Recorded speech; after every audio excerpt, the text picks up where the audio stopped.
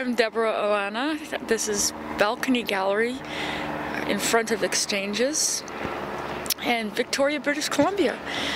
The work is called Hanging Out the Laundry, and it's comprised of 12 sculptures made out of clothing, grout, plaster, rabbit skin glue, and flashlights. The work is about vulnerability, about how we use clothes as our shields, our explanations of our personality, how they become ghostly without us, how they become our frozen personalities.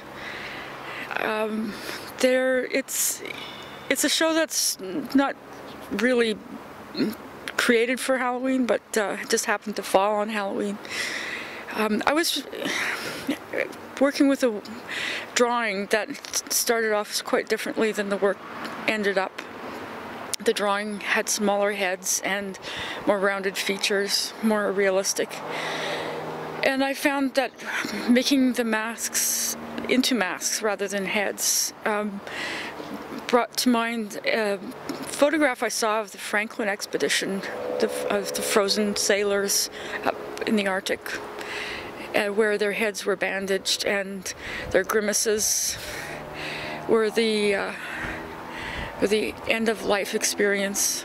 And I think thinking about end-of-life experience was really important to this work, because in one way clothing has a life, and it reveals the end of a life when you change garments. And I think I'm rambling, but I think it's a remark on our corporeal existence, and how we have to be aware of how we're becoming who we are, and with a pulse on what we might be in our lifetime. I think a little bit had to do with the death of Jan Johnson as well, because I really appreciated his work, and he seemed to die so suddenly. And